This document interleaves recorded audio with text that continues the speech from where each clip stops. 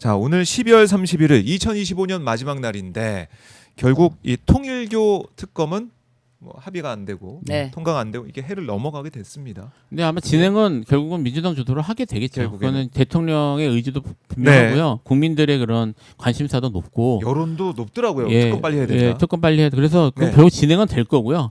그리고 바라기는 음. 뭐 진영 이런 거 상관없이 철저하게 이제 저기 수사해서 네. 책임져야 될 거 다 책임을 지고요. 그리고 구조를 뽑아야 돼요. 제가 아까 이제 쿠팡도 사실은 쿠팡 얘기할 때 그 얘기를 못했는데 네. 쿠팡도 대관이 먹히는 구조를 뽑아야죠. 그러니까 음. 지금 사실은 이게 단순히 뭐 쿠팡도 그렇고 이것도 그렇고 나쁜 잘못한 사람 수사자가 아니라 네. 드러난 결과를 가지고 다시는 그런 일이 벌어지지 못하도록 법을 만들든지 시스템을 바꾸는 걸 생각을 다 같이 해봐야 됩니다.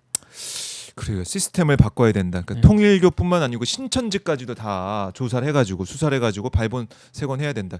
종교 분리가 돼 있는 대한민국인데 이게 무슨 말도 안 되는 얘기냐 이거 아니겠습니까? 네. 근데 국민의힘은 신천지 왜 넣냐 또 발끈하고 있어요. 네. 그러니까 이제 사실은 뭐 무엇이든지 간에 이것에 대해서 조금이라도 민기적거린다거나 미루거나 그럴 경우에는 네. 수사라는 것도 그렇지 않습니까? 이게 계속 지금 대통령이 이 종교재단이라는 것을 말을 했습니다. 종교재단이 정말 이렇게 정치에 이렇게 깊숙이 개입하고 관여하고 이렇게 불법 행위를 하는 것에 대해서는 문제가 있으면은 이 부분에 대해서 해산까지도 검토해라라는 지시를 내렸어요. 네. 그 내리고 나서도 지금 문제가 뭐 특검을 한 해 만에 하면서 그러니까 한 해 만에는 아니죠. 특검을 하는데 어떻게 하느냐에 따라서 계속 시간이 지연되고 이 지연된다는 것에 대해서는 처음부터 좀 약간 예견돼 있던 부분이거든요. 그렇다면 대통령은 이거에 대해서 하루빨리 여든 야든 가리지 말고라는 네. 말에 대한 어떤 다시 한번 후속 조치라고 저는 보여집니다. 그래요. 어떻게든 이거 빨리 통과를 시켜가지고 수사를 해야 될 것 같고 지금 경찰도 어떻게 보면 최대한 빠르게 수사를 하고 있는 모습이죠. 네. 하고 있는 모습이고 통일교 쪽 사람들을 계속 이제 불러서 조사를 했고 또 한학자 총재 윤영호 전 본부장 핵심 인사 4명을 또 경찰에서 송치를 했습니다. 송치를 하고 있고 이런 거. 그리고 이제 검찰에서 보면은 여야 현역 국회의원 11명에게 통일교 이제 교단 자금을 이용해서 후원금 입금한 혐의 뭐 이런 것도 이제 보고 있는 것 같은데 수사 경찰이 하고 뭐 검찰도 송치받아서 할 텐데 이거는 특검이 언제 되든 상관없이 계속 수사는 이어가야 된다. 이거는 확실한 것 같아요. 네. 이거는 우리가 계속 지켜봐야 되겠습니다. 자, 이제 통일교 이 얘기하다 보니까 나경원 의원이 인정한 이 부분도 이제 눈에 좀 네. 들어오는데 거기가 몇 천정궁인지 아닌지도 몰랐다.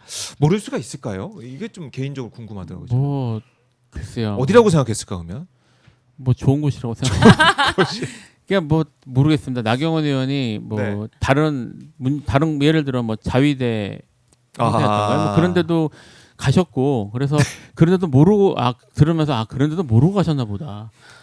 잘 모르고 다니시는구나라는 생각도 좀 들던데요. 어딘지 모르게 가기만 하는 거야. 예. 그래서 모르겠습니다. 이제 저걸 사실로 받아들인다면 네. 나경원 의원이 스스로 저걸 법적 책임을 피하기 위해서 네. 본인의 지능을 이렇게 낮게 평가하신 건데 네. 모르겠고 굳이 저렇게까지 하실 필요가 있을까라는 생각이 좀 드네요, 제 생각에. 그래요. 아니, 판사까지 결국에 하신 만약에 한학자를 만났다는 게 보도가 되더라도 한학자인지 몰랐다.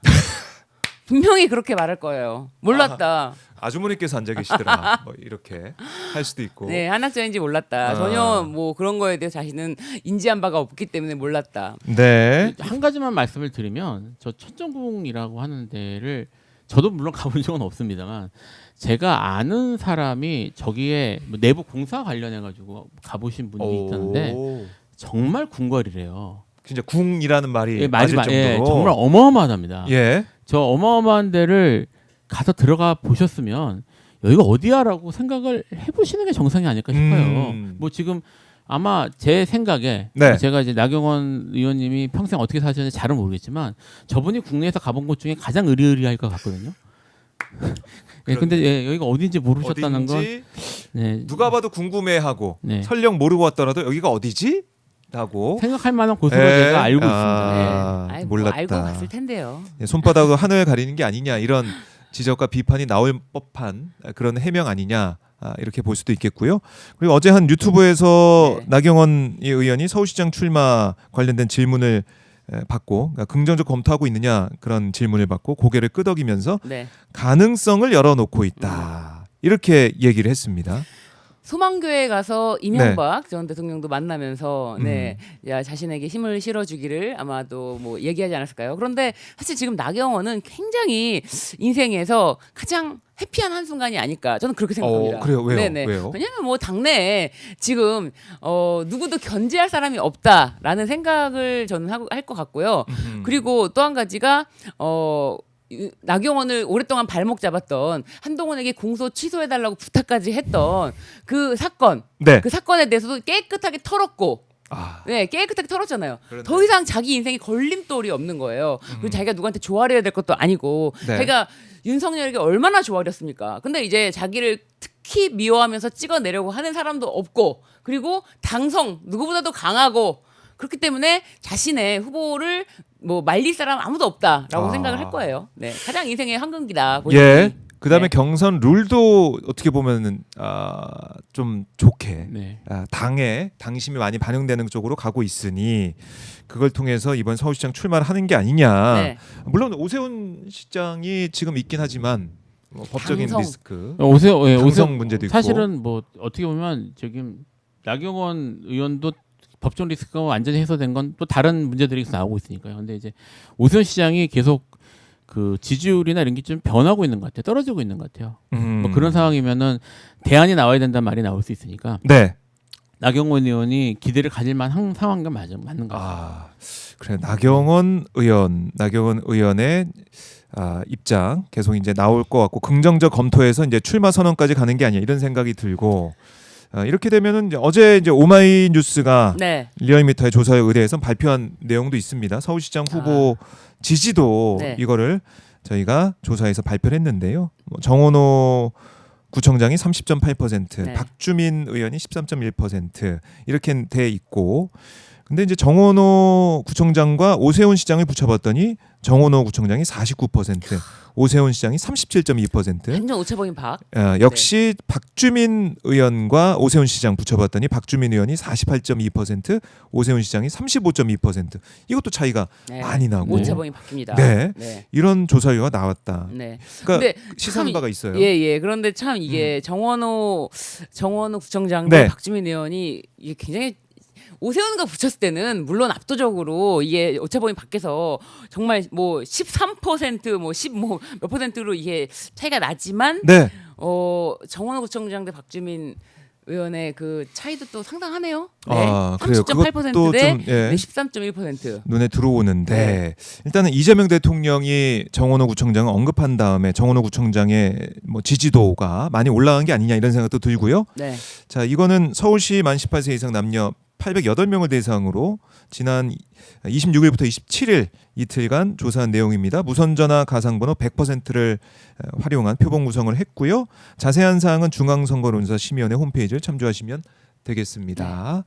자, 나경원 의원 얘기하면서 서울시장 지금 얘기까지 좀 했는데 서울시정에 대해서는 우리 국민들께서 어떻게 판단하고 있느냐. 오세훈 시장 지지도를 보면은 우리가 볼 수 있는 것 같아요. 그러니까 네. 오세훈 시장이 얼마 전까지는 지지율이 높았어요. 그러게요. 근데 최근에 여러 일들이 벌어지면서 한강버스 효과인가? 한강버스만 있었던 건 아니고요. 뭐 여러 가지 종료? 뭐 여러 가지 일이 있으면서 명태균 건. 예. 이게 사실 그 오세훈 시장의 지지율은 네. 결국 이야말로 아까 신유진 변호사 말씀하셨던 것처럼 부동산이나 뭐 이런 것들에 대한 사람들의 그런 요구 같은 것들이 많이 반영이 되는 건데 맞아요. 뭐 사실 지금 오세훈 시장이 그런 점에 있어서 뭔가 보여주지 못했던 것 같습니다. 그러니까 자신의 지지층에. 그러니까 이제 급격히 떨어지고 있는 것 같고요. 오히려 자신의 지지층들이 환호할 만한 그런 것도 제대로 예. 못 해냈다. 그러니까 정원호 구청장 같은 경우도 갑자기 뜨는 게 네. 저 사람 일 잘한다. 뭐 이거 자기 구청장 할 때 정말 평가가 좋았다라는 것이 지금 알려지면서 네. 좀 일 좀 잘하고 좀 서울 좀 어떻게 좀 잘해볼 사람을 시켜보자. 네. 오세훈 좀 그렇지 않냐. 약간 그런 이미지들이 이렇게 먹히는 것 같아요. 네. 사실 저도 이제 몰랐는데 사실 서울시에는 이제 버스 정류장에 의자가 따뜻하게 열선이 깔려 있거든요. 그래서 서울시는 그렇구나라고 생각을 네. 하고 있었거든요. 근데 몰랐는데 그게 성동구에서 가장 먼저 그 버스 정류장 의자에 열선을 깔았다고 합니다. 성동구에서 자체적으로 그거를 깔면은 그거를 따다가 다른 구에서도 그리고 서울시에서도 그 모델을 따다가 바로 시행을 하고 아하. 그리고 성동구가 또 거기가 언덕 고개 이런 길이 굉장히 많고 좁거든요. 그렇죠. 골목골목이 굉장히 좁아요. 그런데 이제 성동구에서 구청 버스 그렇게 해가지고 성동구 버스를 그래요? 예 버스를 운영을 하는데 예. 그거를 제일 먼저 운영을 했고 본따서 사실 저는 그것도 몰랐어요. 저희가 바로 저희 집이 이제 성동구 바로 옆에 붙어 있는 중구거든요. 예. 근데 중구 버스가 있어서 신기하다. 중구에서 웬일이야 이런 걸 다 하지?라고 생각을 했는데 그것도 성동구 모델을 바로 따다가 했다고 해요. 당시에는 그 성동구에서는 그 성동구 버스를 운영하기 위해서 마을버스 관계자분들과 어마어마하게 이제 많은 만남을 갖고 협의하고 설득하고 그런 지난한 과정을 거쳤는데 네. 한번 다른 구에서 하면은 카피하는 거는 쉽다 그래요. 근데 정말 행정에 구석구석 이게 사람들이 피부에 느낄 수 있는 것을 구청에서 해주니까 그게 성동 구민들은 그걸 매번 느꼈을 거 아닙니까? 네. 우리 구는 엉덩이가 따뜻해라든지 다른 구는 안 따뜻해. 우리는 몰랐지만 다른 구에 사는 사람들은 아예 관심도 없고 몰랐던 사실들은 그 사람들은 피부로 느꼈기 때문에 네. 당선까지 무난하게 할 수 있었던 게 아닌가. 저도 최근에 알게 됐어요. 이런 사실들을. 그런 것들이 이제 입소문을 타고 알려지면서 일 잘한다. 네. 서울시장 맡겨보자. 그런 이런 얘기가 생각이 많이 나온다. 드는 것 같아요. 그렇군요. 알겠습니다. 자, 그리고 이제 용산 대통령실에 마무리되고 지난 이제 29일 봉황기가 청와대에 개항이 되면서 청와대 시대가 다시 열렸습니다. 네. 여기에 대해서도 두 분이 하실 말씀이 많으실 것 같은데 참 이게 용산으로 가면 안 되는 일이었는데. 다 떠나서 그게 예. 얼마나 돈을 많이 썼습니까? 돈 역시 돈 민감하죠. 예. 뭐 아까 말씀하신 전복 간 이유가 사우나 있는 데가 필요해서 싶은 생각도 들었는데요. 돈도 돈이지고 사실은 네.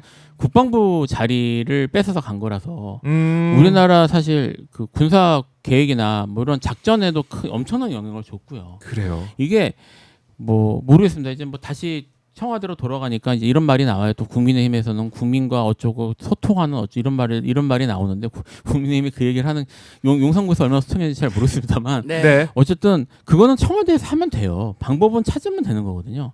이제까지 뭘 했나? 이 녹아 들어간 이 엄청난 혈세는 어떡하나 이런 생각이 일단 듭니다. 그 구상권 청구하고 싶네요, 진짜. 예. 받고 싶습니다. 그래서 지금이라도 이렇게 돼도 다행이고요. 예. 뭐 계속 이제 용산에 있으면서 여러 가지 문제들이 많았기 때문에 아하. 이제 대통령이 들어가서 거기 가게 된 건 잘 된 거라고 보고요. 정상화. 네, 이제 좀 빨리 나라가 정상화돼서 그래서 지난 2년, 3년 이게 네. 좀 깨끗하게 극복할 수 있기를. 그런 상징이 될 수 있기를 좀. 네. 봉황기 이제 개항되는 그 모습 저희가 또 화면으로 보여드리고 있는데 서울 시민들 뭐 또 이제 대한민국 국민들 청와대가 이제 제자리를 찾았다. 대통령실 제자리를 찾았다. 이런 평가를 하실 것 같습니다. 네. 그리고 어제 뭐 수제비 드시러 가서 이 모습 이것도 정말 좋더라고. 이게 정말 소통하는 모습, 대화를 나누면서 함께 뭐 손도 잡고 사진 찍고 이런 모습들이 너무 보기 좋지 않습니까? 근데 윤석열도 어땠습니까? 소통하겠다, 구중궁궐 나오겠다라고 했는데 용산 가서 비밀 통로 만들어서 지각하는 거 안 들키려고 하고 네. 이런 거밖에 보지 못했는 그런 상황이었어요. 자, 어제 모습도 보고 있고. 네. 그러니까 이재명 대통령, 김혜경 여사 청와대 이제 복귀하면서 이제 관저도 이동을 하게 될 텐데 그렇게 하면서 우리 국민들 입장에서는 더 이제 기대를 하게 되는 것 같습니다. 그쵸. 민생이나 이런 문제도 있고 네. 어떻게 보십니까? 정말 저는 뭐 이재명 대통령이 네. 우리나라의 대통령이 됐을 때의 모습을 이제 오래 전부터 꿈꿨던 사람으로서 생각보다 상상 이상이다. 상상을 초월하는 뭐 정치력, 외교력 그리고 네. 지금 민생 챙기는 것까지 하나하나의 행보가 굉장히 사실 하루하루가 소중할 정도입니다. 네, 하루하루가 소중할 정도로 우리 대통령의 행보가 저를 좀 미소 짓게 하고 많은 국민들도 그러지 않을까 싶어요. 그래서 네. 이제 기대가 되는 사실 이제 뭐 송구영신 뭐 올해가 가고 내년이 오는 오늘이지만 내년이 오는 것조차도 기대가 되는 대한민국이 더 네. 어디까지 나갈 것이냐. 저는 이게 너무 기대가 됩니다. 사실 어제 이제 강원식 비서실장도 귀국하면서 폴란드인가요? 폴란드 방산. 가서 방산 5.5조 6천억 원, 네. 5조 6천억 원의 계약을 하고 막 이런 것들이 정말 호재가 2026년엔 또 뭐가 그렇게 또 더 좋아질까 이런 기대감으로 하루하루 이렇게 그러게. 설레이는 네. 마음이 드는 정말 마지막 날입니다. 한 해의 마지막 날. 네. 그리고 내년 이제 1월 4일부터인가요? 이재명 대통령이 또 중국 국빈 방문도 진행하게 되고 또 네. 외교 일정을 소화하게 되는데요. 기대를 더 하게 되는 2026년이다라는 생각을 다시 한번 하게 됩니다.